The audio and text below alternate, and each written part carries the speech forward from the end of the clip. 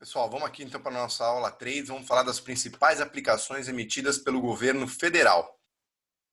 Vamos lá, primeiro é a Tesouro Selic. Acho que podemos dizer que é uma das principais, né, ou se não a principal, a mais utilizada, que tem mais emissão. Ela é também conhecida como LFT, então ela é a antiga LFT.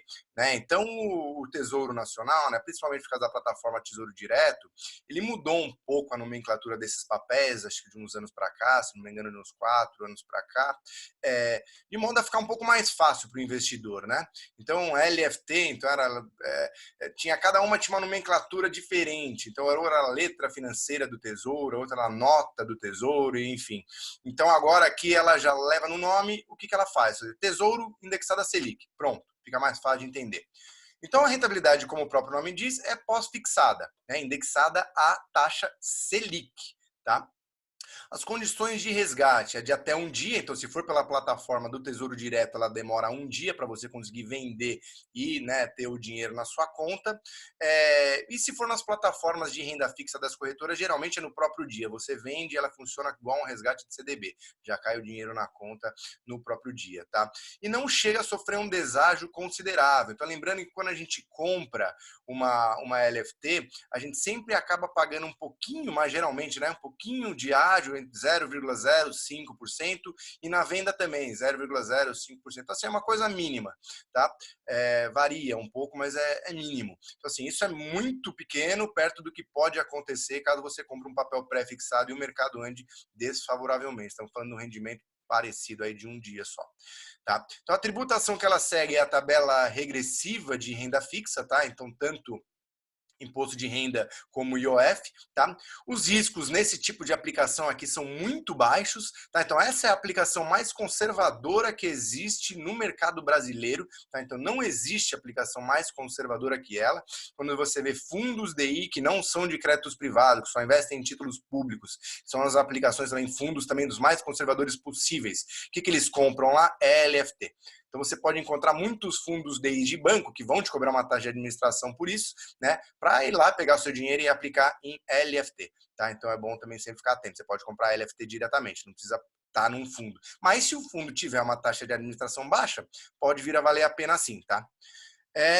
Quem garante a dívida? Que é o governo federal. Então, o governo federal que emite, o governo federal que paga, e o governo federal, é aquilo que a gente já explicou, ele não tem chance de você sofrer um calote, pelo menos não em real, não em moeda nacional, porque no final do dia ele pode imprimir dinheiro para pagar essa dívida. Então a gente não considera aqui que tem risco de crédito dele, né, não conseguir pagar essa dívida. Onde a gente consegue encontrar aqui? Através da plataforma do Tesouro Direto, então entre esses e outros papéis lá, e através também de plataformas de corretoras, tá? Dentro da parte de renda fixa, se você vai lá em títulos públicos, você consegue achar também essa aplicação, tá? Então a diferença aqui é que no Tesouro Direto você vai comprar, né? Você consegue comprar o papel de forma mais fracionária, ou seja, para investimentos menores, mas você tem o custo da bolsa da CBLC, que hoje está em 0,25%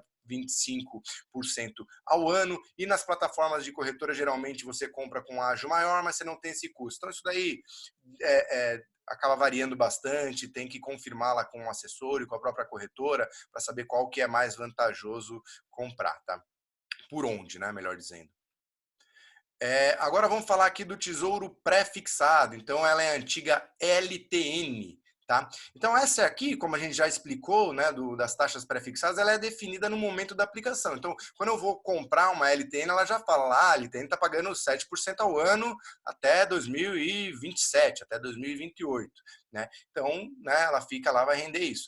Você tem a condição de resgate de até um dia, né? Porém, como já explicado, nesse tipo de aplicação pré-fixada, podem sofrer variações bruscas e o preço mudar antes do vencimento, né? Ou seja, pode ser que eu aplique R$ 1.000, quero resgatar daqui a uma semana, vou tirar lá R$ 800.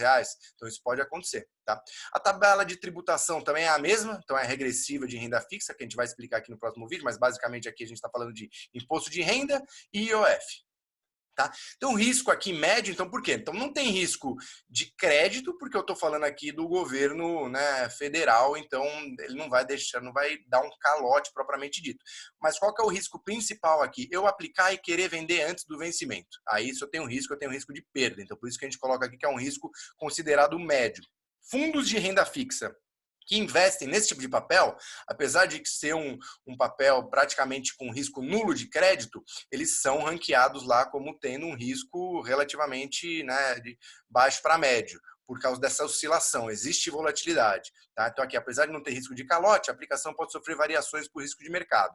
Garante ao governo federal e onde encontrar, mesma questão da LFT. Tá? Então vai depender lá de onde você vai estar encontrando a melhor condição. Aqui, lembrando, a gente sempre tem que fazer a ponderação do 0,25% ao ano, e na plataforma da corretora você não tem isso, mas geralmente você pega uma taxa um pouco mais baixa, ou seja, é o próprio ágio que você está pagando no papel.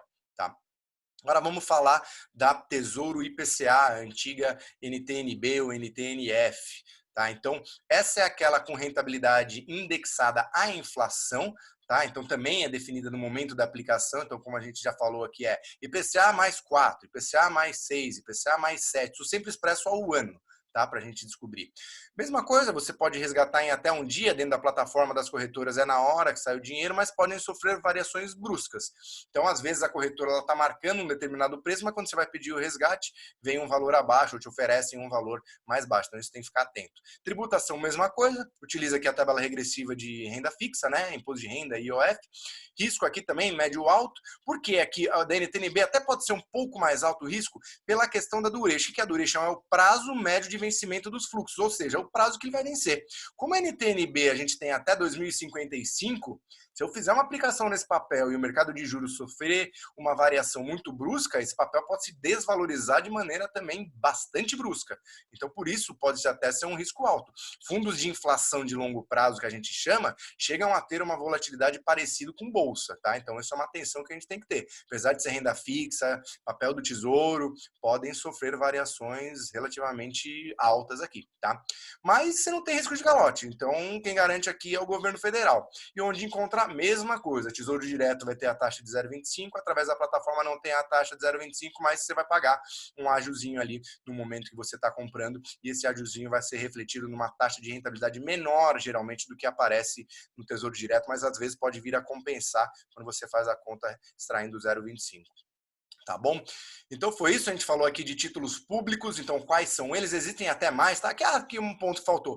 NTNB, tá? Que é a Tesouro IPCA+, é a que paga cupom semestral, ou seja, ela tem um fluxo de pagamento, né, semestral, ela não paga só no vencimento, ela vai pingando alguma coisa, como se fosse uma espécie de um aluguel, né? São cupons que a gente chama. E a NTNBF, NTNF, o NT, a principal que a gente chama, né? Com juros semestrais e a principal, agora elas são esses dois nomes. Aí é só no vencimento, aí ela não paga juros nenhum. Então essa é a diferença também, podem existir esses dois tipos de papéis.